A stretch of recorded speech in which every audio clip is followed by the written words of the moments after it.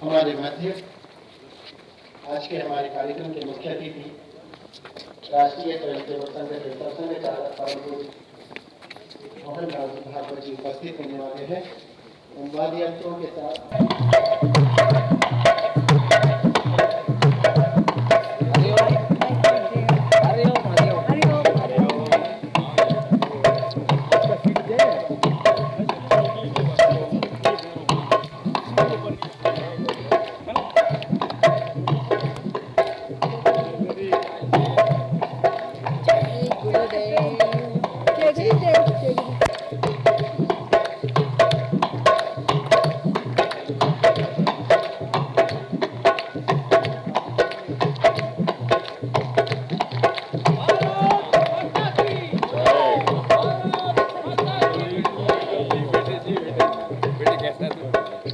समय का संधि काल है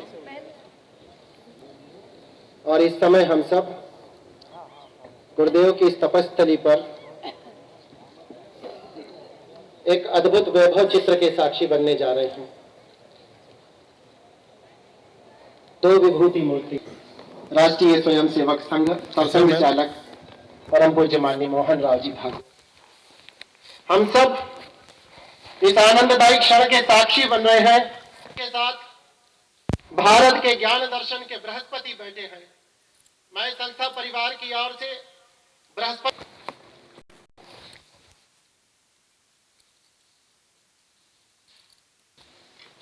हरि ओम दसेना इंद्रो वेदर्वाः दसेना भोगा विश्ववेदाः दसेना सारक्षो वारितने में दसेना बृहस्पतिर्दधातो बृहस्पतिर्वा मारुतः विश्वमाधरः विश्वेनो देवा अवजागमन्यः भद्रं करणे झणयाम देव भद्रं पश्येम जवियचित्राः यद्रैरङ्ग जवादतनो भवधमहि देवाहितं जगाय तदमेन्न शरदो वन्ते देवा तत्र न जगजरसन्दनो नम पुग्रासो जगपितरो भवन्ते मानो मध्याये जगतार्यगन्तोः अजतर्जो रजतरन्तर्गमजत माता सपिता सपुत्राः विश्वे देवा रजतेः पञ्चजना रजतजातमजतजनित्वं वदायो प्राध्याय च प्राणशमुखनिरजायत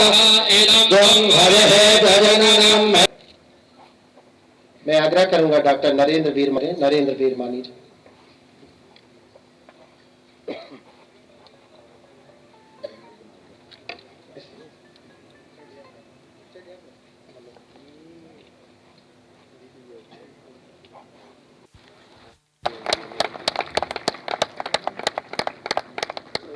आदरणीय उमानंद जी से आग्रह सत्र आ जाए। हमारे मध्य श्री श्याम जाजू जी उपस्थित हैं, आप उनका अभिनंदन करेंगे। डॉक्टर सुनील अग्रवाल, आप श्री कैलाश विजयवर्गीय जी का स्वागत करेंगे। इंद्र हाडिया जी का स्वागत करेंगे।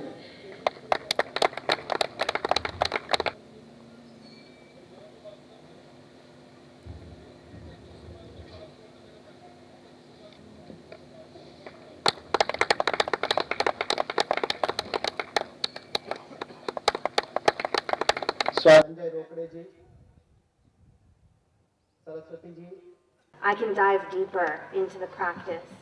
Here, I am able to connect to a true self that I never discovered before and liberate a cosmic essence that has been left in the shadows for too long. A cosmic essence that is meant to change the world. Here, I am connecting to a deeper sense of peace than I ever imagined possible. Here I have found what I will teach. Here I have found my voice.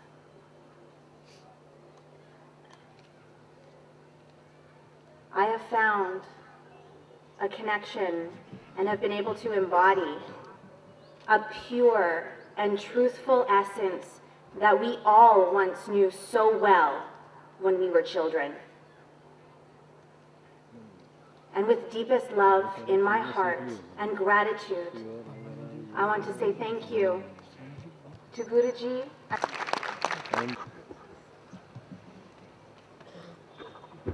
परम वैभव की कल्पना का प्रारंभिक चरण है कि पूरा विश्व Bharat. And that's what it was for me for 4 years before I came here.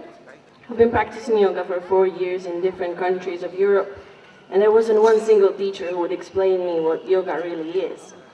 I only learned that once I came here to Paramananda Ashram, and I'm very grateful for that. I will never be able to express my thanks for what I've learned here. Here they showed me many important things that we can learn from yoga, but there is one that is especially important for me, and that is learning to live in the present. You might think that it's very simple, live in the moment, live in the present. Look at me, I'm here, I'm present. But this is only my body that is here. Our mind is usually wandering somewhere up and down, thinking about something else, planning the future, or recalling memories from the past, or very often we are just somewhere with our loved ones, thinking what they're doing, how they are. You can imagine it as if you're planning to go on a big holiday somewhere by the sea. Before you go, you're very excited, you're imagining how you're going to be there. Your mind is already there, even though your body is still at home. And then once you get there, you're laying on the beach and you're not really enjoying yourself as much because you're thinking, I'm wondering what's happening at work, what are my children doing, or how am I going to post this on Facebook? And then once you come home, you show the pictures from the holiday to your friends, and again you can enjoy it so much. You recall the memory and your mind is again by the sea on the beach, and you just enjoy it a lot, this moment. So how is it possible that we can enjoy life and moments more when they are in the future or when they are in the past, not when they're happening right now? Yes. Guruji here says that in language there are not 3 grammatical senses, but there are 2. There is past and there is future, because only in these times we feel tense. Only when we are living in the present there is no tension. So once we learn to live in the present, we will get rid of the tension. We just have to realize that each moment in our life is unique. It will never repeat again, and therefore we have to get the best out of it. So now please, I ask everybody to relax your face, relax your forehead, because that is where we keep most of our tension. And enjoy this moment the best you can, because it is not going to happen again. It is unique, and I'm very happy to be sharing it with you. Thank you. उसमें अनेक देशों के party से संस्कार आना चाहिए कि योग के माध्यम से बच्चे जब प्रारंभिक शिशु अवस्था से ही उस ओर बढ़ेंगे तो निश्चित रूप से जो योग और अध्यात्म में हम भारत जो विश्व करेंगे, सद्गुरुदेव भगवान इसी उसमें हमें हमेशा प्रेरणा दे रहे हैं। उनके मार्गदर्शन में निरंतर हम कार्य कर रहे हैं। इसी विषय में योग की अनिवार्यता, इस पर यहाँ पर एक भाषण प्रतियोगिता का अपने विचार व्यक्त करने का कार्य रखा, और एक हमने विलक्षण कार्य इसमें ये किया कि जितनी चित्रकला प्रतियोगिता करीबन 22 विद्यालयों के बच्चों ने अंतर्राष्ट्रीय विद्यार्थियों के साथ यहाँ पर उस कार्य में भाग लिया। एक योग प्रतियोगिता जिसमें एकल नृत्य योग के द्वारा, यानी योग को हम मनोरंजन के साथ कैसे जोड़ें। आज क्या हो रहा है, टीवी और अन्य कार्यों के द्वारा बच्चों ने बहुत मन भावन प्रस्तुतियां दी कि हृदय गदगद हो गया। क्योंकि समय की सीमा है, new Digambar public school NDPS के हमारे बीच में 2 विद्यार्थी समीर और अक्षय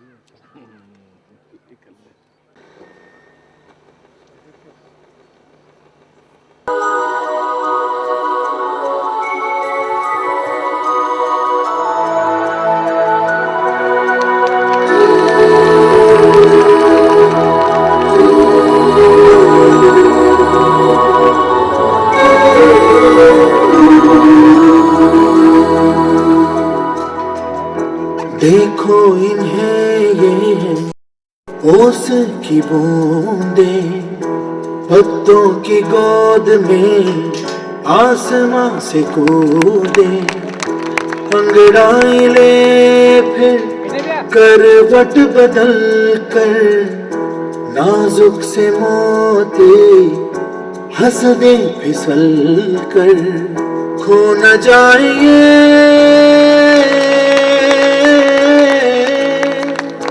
तारे ज़मीं पर।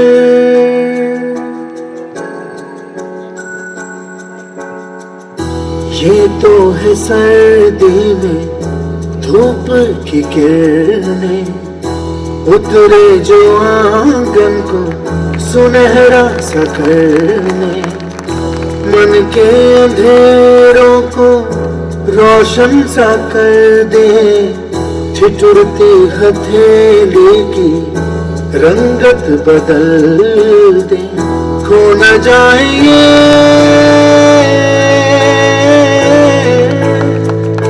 तारे ज़मीं पर।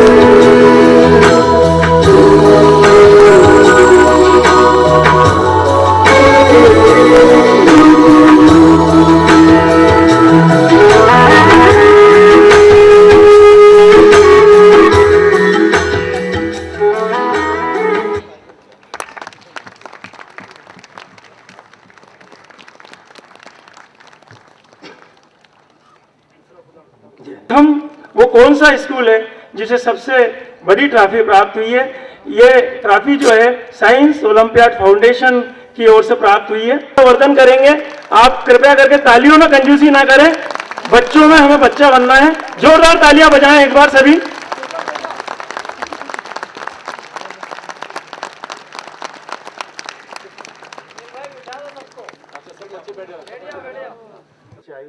त्याग, प्रेम, डिटर्मिनेशन, एक प्रैग्मेटिक विजन उसके सूर्य है। और उसके कारण से मुझे एक बात याद आ रही है कि जंग आज़ादी के दौरान एक सज्जन थे राम प्रसाद जी बिस्मिल। राम प्रसाद बिस्मिल वो आरएसएस से, राष्ट्रीय स्वयंसेवक संघ से, जिनका उद्देश्य सिर्फ एक ही तमन्ना अब हमारे दिल में है और हम ये चाहते हैं उनके पास में वो लंबित रहा। अभी भी एक योग यूनिवर्सिटी की प्राप्ति हो, वो प्रयास हमारा चल रहा है। क्योंकि और हमारे अपने राष्ट्रीय स्वयंसेवक संघ का भी एक बड़ा भारी उद्देश्य है कि आपको एक्सरसाइज के द्वारा आपकी मेंटल क्षमताओं को बढ़ाना, अपने देश की क्षमताओं को इस तरह से बढ़ाने के लिए। तो वो योग के माध्यम से वो चीज़ शुरू की गई। और कृपा से ये कि योग की थेरेपी से बहुत सी ऐसी डिजीज़ें हैं, कि बहुत सी ऐसी बीमारियां हैं। उन्होंने बहुत सी पुस्तकें भी इसे लिखी हैं, लेक्चर्स भी हो रहे हैं और काम भी बहुत हो रहा है। और हम अपना प्रयास करेंगे और सच करेंगे कि मध्य प्रदेश को इंदौर में एक योग यूनिवर्सिटी की प्राप्ति जल्द से जल्द हो और आपका सबका सहयोग प्राप्त हो। जय हिंद। धन्यवाद।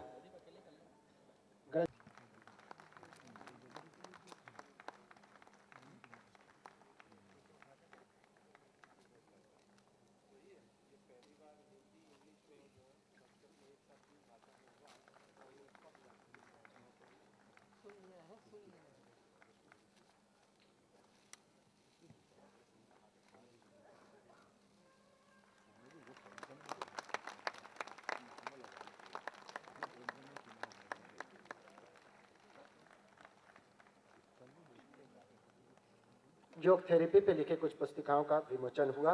जैसा मैंने कहा था कि चारों युगों का अनमोल युग, यह युगपत समय, चारों योगों का महायोग, ऐसे अद्भुत और दुर्लभ क्षण जहां पर कर्म योग की पराकाष्ठा, ज्ञान योग की उत्ताल ऊंचाइयां और इनका महान संगम, महान कुंभ, महान सिंहस्थ, ऐसे दुर्लभ क्षण युगों युगों में शायद आते हैं। परम पूज्य एवं सदगुरु देव के चरणों में इस ब्रह्मांड की सारी शक्तियां रोम रोम से अनंत कोटि प्रणाम। पिछले दिनों गुरुदेव कहते थे कि शरीर के ऊपर यदि कोई तकलीफ है तो उसको कष्ट कहते हैं, वो कष्ट भी बीमारी होती है। और मन के तल पर यदि कोई समस्या है, मन अशांत है, बेचैन है, उसको दुख कहते हैं, और वो दुख भी बीमारी है। तो गुरुदेव कहते हैं कि दुख का इलाज ज्यादा जरूरी है।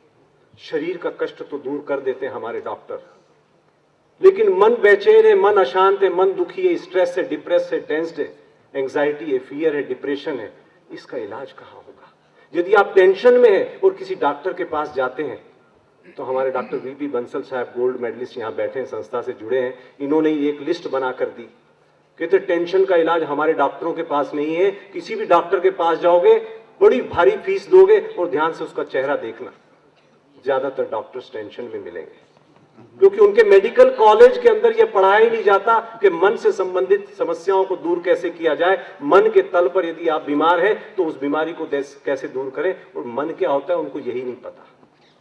क्योंकि इस देश के अंदर 25 वर्ष तक ब्रह्मचर्य व्रत का पालन कहा गया था, और 25 वर्ष के अंतर्गत ब्रह्मचर्य ये नहीं कि शादी के बाद के काम। धाम में, इसी आरोग्य निरोग के धाम के अंदर परम गुरुदेव परमानंद जी की कृपा से 48 देशों के अंदर यहां से जाकर पढ़ा रहे हैं योगा टीचर्स। क्या उनके यहां पढ़ाई नहीं होती? ओबामा हर बार में भारत की बात करते हैं, उनको तथाकथित विश्व का सर्वशक्तिमान कहा जाता है। क्या आपको भी आत्मविश्वास बढ़ाना है? क्या आपको भी आपकी मेमोरी स्ट्रांग करनी है?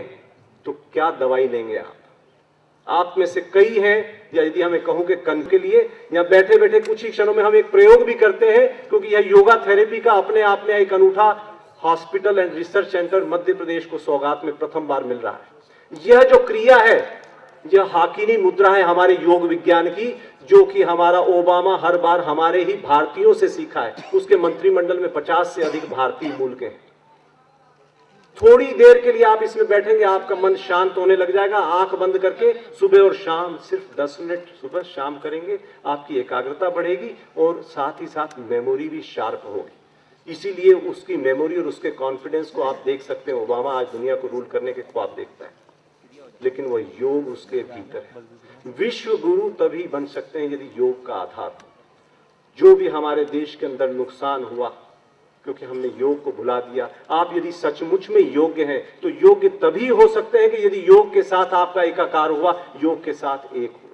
आपके कॉलेज में, आपके स्कूलों में न्यूटन को पढ़ाया जाता है। न्यूटन का तीसरा सिद्धांत मैं पूछूंगा तो सारे साइंस के विद्यार्थी 1 सेकंड में बता देंगे कि जैसी क्रिया करोगे वैसी प्रतिक्रिया हो जाती है।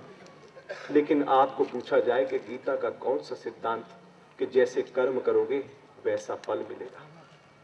यदि मैं गीता पढ़ाता था न्यूयॉर्क यूनिवर्सिटी में, विश्व के अनेक यूनिवर्सिटी में गीता पढ़ाई जाती है, हमारे ही देश में यदि गीता को पढ़ाने के लिए बोल दिया जाए तो मानो आपने अपराध कर दिया, हम अपने ही देश में पराये हो गए। और यदि योग की आज बात करते हैं तो हमारे को ऐसा माना जाता है कि एक योग्य डॉक्टर को यदि आपका वो इलाज कर देता है तो आप उसको मान देते हो, पद देते हो, प्रतिष्ठा देते हो, धन देते हो। लेकिन एक योगाचार्य यदि आपका इलाज कर देता है तो 10 रुपए निकालना बड़ा मुश्किल है। क्यों? क्योंकि हमारी सरकारों ने भी उसको इतना अनुमोदन नहीं किया। हमारे पास में लाइसेंस नहीं, क्योंकि there is no authority that you can treat a patient. एक योगा थेरेपी के लिए तलाश करी गई कि ये आप योग थेरेपी द्वारा ठीक कर देते हो तो इसके आपके कौन सी दवाई दी आपने, कौन सा प्रिस्क्रिप्शन दिया, लेकिन रोगी ठीक हो गया। यहीं पर ही 68 बैक पेशेंट के हमने शिविर लगाया था। 68 लोगों भद्राणि पश्यन्तु मा कश्चित् दुःखभाग् भवेत्। ॐ शान्ति शान्ति शान्ति।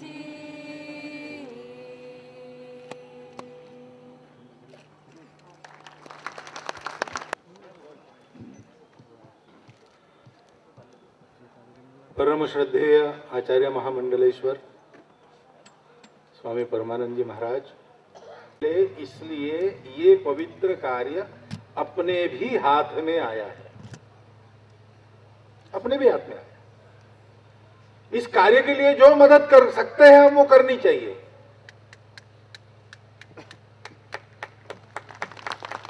और उसमें एक बात सब कर सकते हैं, वो करनी ही चाहिए। वो ये है कि हम भी अपना आचरण योगयुक्त बनावे। अभी आपको आसन पता नहीं होंगे, ठीक है, बाद में सीखिएगा, लेकिन ये तो शुरू ही कर सकते हो ना कि मेरा जितना चलता है अधिकार, मेरा जितना कर्तृत्व का दायरा है, उस मेरे कर्तृत्व के दायरे में जो जो है उन सबको मैं सुखी रखूंगा। एक छोटा पौधा मेरे आंगन में है, उसको पानी नियमित मिलेगा। कुत्ता हमारे आंगन में सोता है, उसको रोटी रोज मिलेगी। मेरे अहाते में झोपड़ी है, उसके बच्चों को विद्यालय में जाने के लिए पर्याप्त अर्थ सहाय नहीं है, मैं करूंगा, मैं जुटाऊंगा। आपकी संवेदना का और आपकी सामर्थ्य का, उसके अधिकार का दायरा जहां तक है वहां आप सबसे जुड़ जाओ। ये मेरे अपने हैं, ये मेरा परिवार है, ये मेरे आत्मीय है। के लिए भी जो करना है कर सकते, तो ये विद्यालय पड़ेगा ही। लेकिन उसके साथ साथ आप कल्पना करें कि इंदौर शहर से प्रारंभ होकर सारे देश में वातावरण कैसे बनेगा। योग का उद्देश्य भगवान की इच्छा से संपूर्ण जड़ चेतन सृष्टि में, व्यक्ति, समूह, प्रकृति में अर्थ काम के व्यापारों के साथ मोक्ष लेकर जीवन में ये परिवर्तन लाने का उद्देश्य है। लेकिन वो बनाना बिगाड़ना बनाए रखना है तुम्हारा काम है, तुम करो, तुम करो, तुम भोगो, तुम्हारा कर्म तुम भोगो। प्रेम से बुलाओगे, आर्तता से बुलाओगे, मैं दौड़ूंगा तुम्हारे, उद्धार करूंगा तुम्हारा। लेकिन वो पुकार भी तुम्हारी होनी चाहिए, और ये पुकार ऐसी ही होती है। ये पुकार जैसे शब्दों से बाहर निकलती है, वैसे संवेदना से निकलती है, कृति से निकलती है। वो कृति हम प्रारंभ कर दे इस विश्वविद्यालयों को लेकर भी, और अपने संवेदना और अधिकार के प्रभाव क्षेत्र को लेकर भी। तो यहां से प्रारंभ होकर पूरे भारत में प्रत्येक भारतवासी योग युक्त बनकर नई सुखी सुंदर दुनिया रचने के लिए सारी दुनिया का पथ प्रदर्शक भारत खड़ा करेगा। योगेश्वर कृष्ण, योग चक्रवर्ती तथागत बुद्ध, इनको अवतार इसलिए कह दी, उसके आधार पर उन्होंने बिगड़ रहा था उसको ठीक बना दिया। आगे हजारों साल तक अच्छा चला। वो आकर अच्छा करके जाते हैं, हम लोग फिर बिगाड़ते हैं। अब अच्छा करने की जरूरत है, लेकिन अभी तो भगवान ने बताया है कि देखो भाई, अनेक युग में आता हूं, एक एक युग में एक एक शक्ति होती है। कली युग में संघ की शक्ति है, यानी समूह की शक्ति है। राष्ट्रीय स्वयंसेवक संघ नहीं कह रहा हूं। हम सब आनंदित हैं। ये गुरु विवेक के साथ मार्ग प्रशस्त करती है। हम सबकी पातंजलि का सूत्र दिया, चित्त वृत्ति निरोधकम। जो परमानंद योग हॉस्पिटल खुलने जा रहा है, उसकी हमने मार्गदर्शन दिया है। आज देश में टीवी के माध्यम से आसन और प्राणायाम का जुनून सवार हो चुका है। जो एकांकी है, आपने प्राइमरी क्लास पास नहीं की, कॉलेज में दे दिया, प्राणायाम शुरू हो गया, जो कि तर्क संगत और विधि संगत। इतने पेशेंट ठीक क्यों हो रहे हैं? तो अष्टांग योग में जो यम नियम है, अष्टांग योग का यम और नियम, और भागवत साहब ने कहा कि चित्त वृत्ति निरोधक, जो आप ध्यान, तो ध्यान करने के लिए आपको मन को हटाना पड़ेगा। आपने इतना मंच पर आसीन बीजेपी के महामंत्री श्री श्याम जी जाजू, जिनकी पुत्री एक महीने हमारे साथ रही यहाँ, और आपने जो प्रभारी मंच पर आसीन हमारे लोक की सांसद आज ने सुमित्रा जी ताई, आपने समय देकर हमारे लोग कैबिनेट मंत्री आदरणीय प्रभारी और हमारे विभाग के मंत्री आदरणीय हाडिया, आप हमेशा हमारे साथ करते हैं, आपका आभारी हूँ। सामने सभी अतिथि बैठे हैं, संतगण हैं, ने कहा सभी नर्स नारायण बने, मैं आपका भी आभारी हूँ। धन्यवाद। मैं मोहन से आग्रह करूंगा कि हमारे सभी अतिथियों को लोकार्पण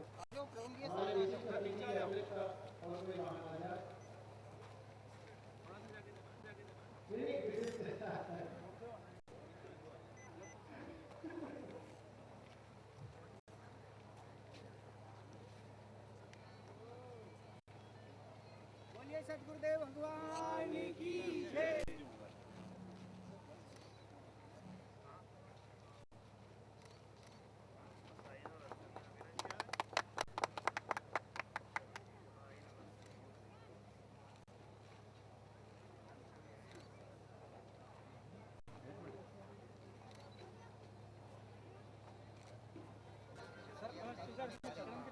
वो मैं नहीं करता हूँ, वो जो करने आता हूँ कार्यक्रम में रहता हूँ, जाता हूँ वहाँ होंगे अपने।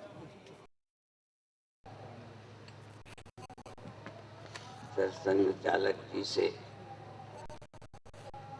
सचमुच प्रेरणाप्रद बातें सुनी।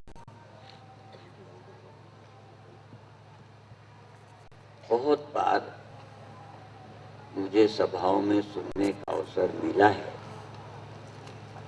पर आपकी श्रद्धा है या सरसंघ चालक जी को इस ढंग से कहने का, मुझे ये लगता है कि इसमें जो भी थोड़ा सोचते होंगे, सुनने के बाद लगा होगा कि ये सचमुच राष्ट्र और विश्व का काम करने की बातें हैं। और प्रेरणा में ये हम लोग बोलते ही रहते हैं, अपने अपने धर्म की सब काहू को पीर, तुम्हें पीर सब घरन की धन्य धन्य रघुबीर। अर्थात जिसको सबकी पीड़ हो वो नर नहीं रहा, नारायण हो गया। अपनी अपनी पीड़ा तो पशु पक्षी मनुष्य सबको ही होती, तो यह ऐसा लगने लग जाए, ऐसा चित्त बने, ऐसी बुद्धि बने। संयोग से आज प्रातः काल गीता के प्रकरण में हमने कहा था, तो कहा था हमने कहा एक बुद्धि है जो अपनी कमियों को छिपाने के लिए चतुराई करती, और एक बुद्धि है जो अपनी कमियों को निकालकर नर से नारायण बनाती। प्रातः सहज ही ये चर्चा थी, फिर भी सब लोग नहीं सुनते। वो समझते हैं चतुराई से हम लक्ष्य तक पहुंच जाएंगे। चतुराई वाले 1-2 मिनट सफल पाते हैं, फिर गड्ढे में दुख में पड़े ही मिलते हैं। यह चतुराई का मार्ग नहीं है, सच्ची समझ का मार्ग है। सच्ची समझ हमें ले जा सकती है। और सभी उपनिषदों का सार अनेक मंत्रों से आदरणीय भागवत जी ने, नाम बहुत अच्छा है, मोहन भी हैं और भागवत भी हैं, तो जो मोहन का काम है वो भी, और जो भागवत का काम है तारने वाला, दोनों काम कर रहे हैं। और हमें बहुत प्रसन्नता है कि कल हजारों की संख्या में मालवा के संस्कारी कर्मयोगी जो अपना जीवन देकर राष्ट्र के निर्माण में लगे हुए हैं, उनका भी कल देखने का, दर्शन करने का अवसर मिले। आप संत को देखते हो तो दर्शन कहते हो, और किसी को देखने कहते हो तमाशा। तो मेरी समझ में मैं ये मानता हूं, कई राष्ट्रभक्त फांसी के आर्डर के बाद, फांसी के आदेश के बाद वजन बढ़ा, उन्हें पता नहीं कौन सा ज्ञान था, क्या समझे थे और कितने संघ के कार्यकर्ता कहीं सो जाते हैं, कहीं खा जाते हैं, शादी नहीं करते हैं, जीवन लगा देते हैं। क्यों? दुखी है। एक बार मैं दिल्ली में था, गुरुदेव के साथ थे, वहां से हम चले तो किसी भक्त के यहाँ भोजन था, निकले तो उस समय विज्ञान भवन बना था, थोड़े ही दिन हुए थे, जिसमें कई भाषाओं से सुना जाता। एक व्यक्ति आकर हमसे बोला, क्योंकि मेरे साथ या हम संतों के साथ सीआईडी इंस्पेक्टर थे, अफसर थे बहुत बड़े कोई, उनको देख करके इशारे से कहा इनके साथ क्यों, माने बाबाओं के साथ बहुत बड़ा आदमी नहीं होना चाहिए, विशेष करके बड़ी पोस्ट वाले। तो एक व्यक्ति ने फिर उन्होंने कहा ये हमारे गुरुदेव के शिष्य हैं, हमारे यहाँ भोजन था, तो उन्होंने कहा हमें क्यों नहीं बुलाया। हमें नहीं पता था कि आप संतों से प्रेम करते हो, नहीं बुलाते है। बात छोटी सी कहनी है। तो उन्होंने कहा इनको विज्ञान भवन दिखा दो, और दिखाने चले, साथ में हमसे पूछ लिया इस तरह लाल कपड़े पहनकर आप यहाँ फिरते हो, घूमते हो, इसका क्या उद्देश्य है? मैंने कहा इस तरह शर्ट और पैंट पहनकर तुम घूमते हो, तुम्हारा लक्ष्य क्या है? तो हम तो गृहस्थी है। तो हमने कहा हम तो सन्यासी है। मैंने कहा तुम गृहस्थी क्यों हो, सुखी होने के लिए कि दुखी होने के लिए? सुखी होने के लिए। तो हमने कहा हम साधु दुखी होने को बने हैं। आज के विचारों का सार कोई भी है, सुखी होने में लगा है। और जब तक सुख की पराधीनता वस्तु व्यक्तियों में समझता रहता है, तब तक छीना झपटी, अपहरण, बलात्कार, अत्याचार होते रहेंगे। जब भीतर का सुख पा लेता है, तब केवल कपड़ा, एक जगह नारा लग रहा था, बीच में बात याद आ गई, रोटी कपड़ा रोटी मकान दो वरना गद्दी छोड़। तो वो बात इस समय लागू करता। साधु ही एक ऐसा है, आध्यात्मिक व्यक्ति ही एक ऐसा है जिसको रोटी कपड़ा मकान के अतिरिक्त कुछ नहीं चाहिए।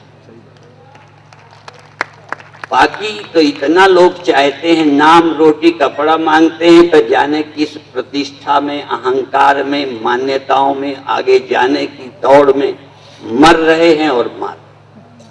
धन्य हैं वो लोग जिनको अब रोटी कपड़ा के अलावा और कुछ चाहिए ही नहीं, इतना संतुष्ट हैं। ऐसे व्यक्तियों का जन्म देने के लिए एक बहुत बड़ा आध्यात्मिक कार्य है जो हमें सबको करना है। जो चीजों में, पदों में, बाहर दौड़ में आगे जाने में सुख समझ रखा है, ये बुद्धि नहीं है, दुर्बुद्धि है। इसलिए सद्बुद्धि की भीख मांगे।